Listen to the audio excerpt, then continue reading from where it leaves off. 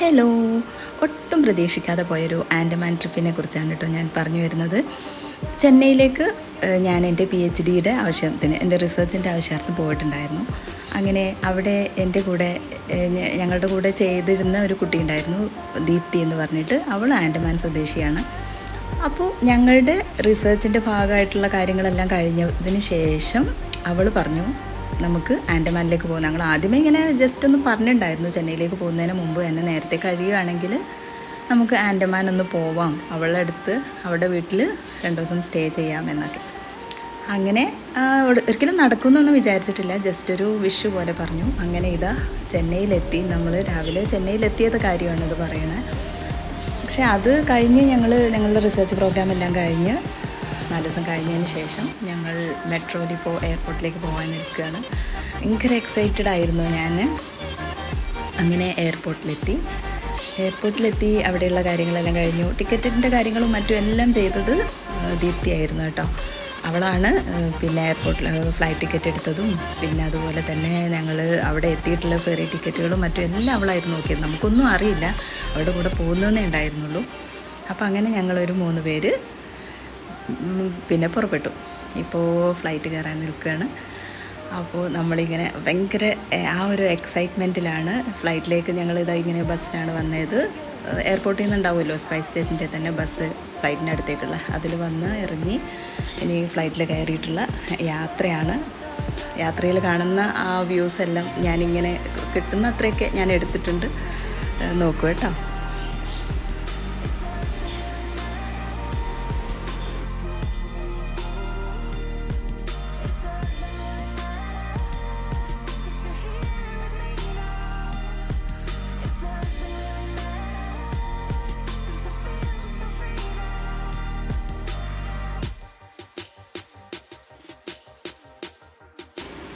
Flight പതുക്കെ പൊങ്ങിപ്പറക്കാൻ തുടങ്ങിയിട്ടുണ്ട്. Chennai city നമ്മളിങ്ങനെ കണ്ടുകൊണ്ടിരിക്കുകയാണ്. അതിൻ്റെ ഒരു ഭംഗി തന്നെ വല്ലാണ്ടിങ്ങനെ രസമായിട്ട് കണ്ടു. പിന്നെ മനസ്സ് മുഴുവനും ഒരു പുതിയ ഇടത്തേക്ക് പോകുന്നതിൻ്റെ ആ ഒരു സന്തോഷം അതുമുണ്ട്. അപ്പോൾ ഇങ്ങനെ കണ്ടുകൊണ്ടിരിക്കുകയായിരുന്നു.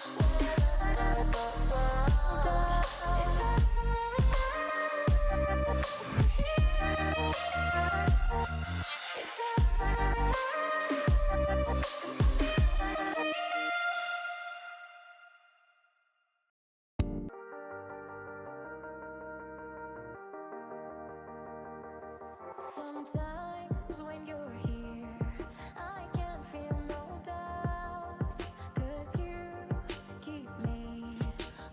സിറ്റി എല്ലാം കഴിഞ്ഞു. ഇപ്പോൾ ആകാശക്കാഴ്ചകളായിരുന്നു. അത് കഴിഞ്ഞ് നമ്മൾ ആൻഡമാനിൻ്റെ ഏകദേശം ഭാഗങ്ങൾ ഇങ്ങനെ കാണാൻ തുടങ്ങിയിട്ടുണ്ട്. ഏകദേശം 2.5 മണിക്കൂറോളം നമ്മൾ ഫ്ലൈറ്റിൽ യാത്ര ചെയ്തിട്ടുണ്ട് കേട്ടോ. 2.5 മണിക്കൂറുണ്ട് ചെന്നൈയിൽ നിന്ന് ആൻഡമാനിലേക്ക് ഫ്ലൈറ്റ് ജേണി.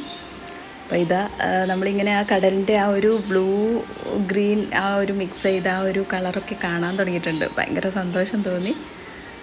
ആ കാഴ്ചയൊക്കെ കണ്ടുകൊണ്ടിങ്ങനെ ഫ്ലൈറ്റിലിരിക്കുകയാണ്.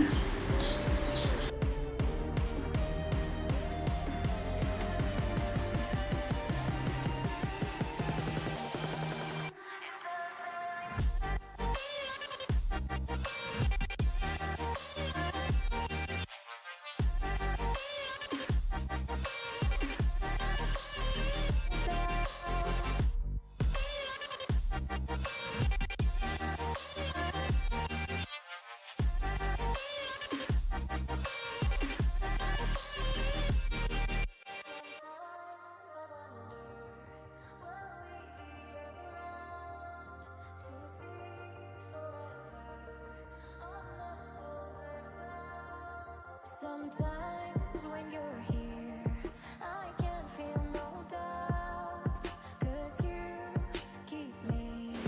ആൻഡമാനിലെ ദ്വീപുകളൊക്കെ നമ്മളിങ്ങനെ കാണുന്നുണ്ട്. ചെറുതും വലുതുമായിട്ടുള്ളതൊക്കെ ഇങ്ങനെ കണ്ടുകൊണ്ട് നമ്മൾ ഫ്ലൈറ്റ് ഇറങ്ങിക്കൊണ്ടിരിക്കുകയാണ്. കാഴ്ചകൾ ഭയങ്കര മനോഹരമായിട്ട് തന്നെ നമുക്ക് ഇങ്ങനെ കാണുമ്പോൾ തന്നെ മനസ്സിലാവുന്നുണ്ട്. അപ്പോൾ 572 ദ്വീപുകളാണ് ആൻഡമാനിലുള്ളതെന്നാണ് ഞാൻ ഗൂഗിൾ ചെയ്ത് നോക്കി അറിവ് വെച്ചാട്ടോ പറയുന്നത്. 572 ദ്വീപുകളാണ് ആൻഡമാനിലുള്ളത്. അതിൽ തന്നെ വളരെ കുറച്ച് എണ്ണത്തിൽ മാത്രമാണ് പിന്നെ മനുഷ്യവാസം ഉള്ളതെന്നാണ് പറയണത്. ഏകദേശം 38 ദ്വീപുകളിലൊക്കെ ആയിട്ടാണ് മനുഷ്യവാസം ഉള്ളതെന്നും ജീവിക്കാനുള്ള സാഹചര്യം ഉള്ളൂ എന്നൊക്കെയാണ് പറയുന്നത്. പിന്നെ അവിടെ വന്യജീവികളും കാടും മരങ്ങളും ഇടതൂർന്ന വനങ്ങളൊക്കെ ആയിട്ടാണ് പിന്നെ മറ്റ് ദ്വീപുകളൊക്കെ ഉള്ളത്. പിന്നെ ജാർവ എന്ന് പറയുന്ന ഒരു വിഭാഗം ആദിവാസികളും അവിടെ ഉണ്ടല്ലോ. അപ്പോൾ അതാ ഞങ്ങൾ എയർപോർട്ടിലെത്തി. പോർട്ട് ബ്ലെയർ എയർപോർട്ടിലാണ് എത്തിയിട്ടുള്ളത്. ഇവിടെ ക്യാമറ എടുക്കുന്നത് റെസ്ട്രിക്റ്റഡ് ആണ് കേട്ടോ. നമ്മൾ ഫോട്ടോസോ വീഡിയോസോ എടുക്കാൻ പാടില്ല എന്ന് ഫ്ലൈറ്റിൽ നിന്ന് ഞങ്ങൾക്ക് അറിയിപ്പ് കിട്ടുന്നുണ്ടായിരുന്നു. അപ്പോൾ പിന്നെ ഇവിടെ മാത്രം ജസ്റ്റ് ഒന്ന് എടുത്തതിന് ശേഷം ക്യാമറ എല്ലാം ഓഫ് ചെയ്തു, ഫോൺ ബാഗിൽ വെച്ചു. അത് കഴിഞ്ഞ് പിന്നെ പുറത്തിറങ്ങിയതിന് ശേഷമാണ് നമ്മൾ പിന്നെ വീഡിയോ എടുക്കുന്നത്. വീർ സവാക്ക് ഇൻ്റർനാഷണൽ എയർപോർട്ടിലാണ് പോർട്ട് ബ്ലെയറിൽ നമ്മൾ ഇറങ്ങിയിട്ടുള്ളത്. അവിടെ മാത്രമേ ഉള്ളൂ എയർപോർട്ട്. അപ്പോൾ ഫ്ലൈറ്റുകളൊക്കെ വരുന്നുണ്ട്, എന്നാലും വളരെ ചെറിയൊരു എയർപോർട്ടാണ് കേട്ടോ. പിന്നെ ഈവനിങ് ആയിട്ടുണ്ടായിരുന്നു. ഈവനിങ് ഞങ്ങൾ സെല്ലുലാർ ജയിലിന് പുറത്ത് ഒന്ന് കണ്ടു. അവിടെ ലൈറ്റ് ഷോ ഉള്ളിൽ നടക്കുന്നുണ്ട്. അതിൻ്റെ ലൈറ്റ്സാണ് ഈ കാണുന്നത്. അപ്പോൾ അതെല്ലാം ഇങ്ങനെ കണ്ടുകൊണ്ട് സെല്ലുലാർ ജയിലിനെയൊക്കെ ഒന്ന് കണ്ട് അവിടെയുള്ള നമ്മുടെ ഒരുപാട് ഇന്ത്യൻ ആളുകൾ, സ്വാതന്ത്ര്യ സമര പോരാളികളൊക്കെ മരണപ്പെട്ടതും ഒരുപാട് ദുരിതങ്ങൾ അനുഭവിച്ചൊക്കെ ഒരു സ്ഥലമാണല്ലോ. അവിടെ ഇരുന്ന് അവരെയൊക്കെ ഒന്ന് ഓർത്തു. പിന്നെ ഇനി അടുത്ത എപ്പിസോഡിൽ, അടുത്ത പാർട്ട് 2-ൽ ഞാൻ സെല്ലുലാർ ജയിൽ മൊത്തമായിട്ട് കാണിക്കാം. ഞങ്ങൾ അവിടെ എല്ലാം പോയിട്ടുണ്ടായിരുന്നു. അപ്പോൾ ഇന്നത്തെ വീഡിയോ ഇത്രയേ ഉള്ളൂ. Okay, by.